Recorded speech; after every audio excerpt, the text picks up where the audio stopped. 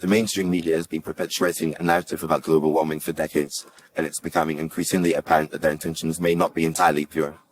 On the surface, it seems that their goal is to raise awareness about the importance of protecting the environment and reducing our carbon footprint. However, upon closer examination, it becomes clear that there may be more sinister forces at play. One possible reason why the mainstream media wants to control us with global warming propaganda is to manipulate public opinion and shape the narrative to fit their own agendas. By constantly bombarding us with images of melting glaciers, rising sea levels, and extreme weather events, they create a sense of urgency and fear that can be leveraged to push for specific policies and legislation.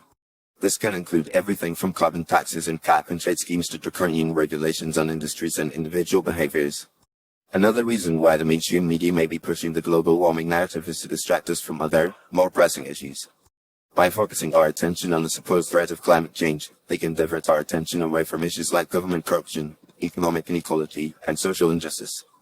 This can be seen as a form of propaganda, where the media uses the global warming narrative to create a false sense of consensus and unity while ignoring other issues that may be more relevant or pressing.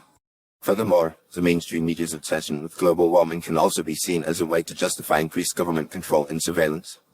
By portraying climate change as an existential threat, they can create a sense of crisis that necessitates drastic action, including the implementation of strict regulations and monitoring systems. This can include everything from smart grids and smart homes to biometric surveillance and data collection. By presenting these measures as necessary to combat climate change, the media can create a narrative that justifies the erosion of our civil liberties and the expansion of government power. It's also worth noting that the mainstream media's global warming narrative is often tied to the interests of powerful corporations and elites.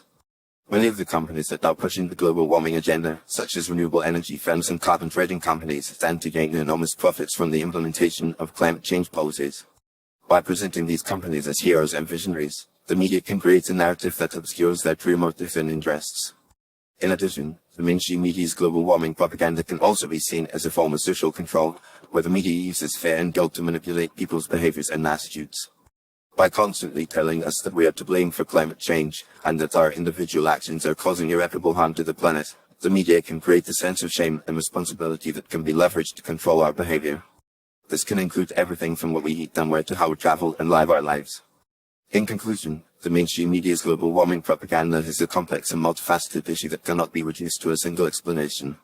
However, by examining the various ways in which the media uses the global warming narrative to manipulate public opinion, distract us from other issues, justify increased government control, and promote the interests of powerful corporations, it becomes clear that their intentions may not be entirely pure. As such, it's essential that we approach the global warming narrative with a critical eye and consider the various agendas and interests that may be at play. By doing so, we can begin to uncover the truth behind the mainstream media's global warming propaganda and work towards a more nuanced and informed understanding of this complex issue.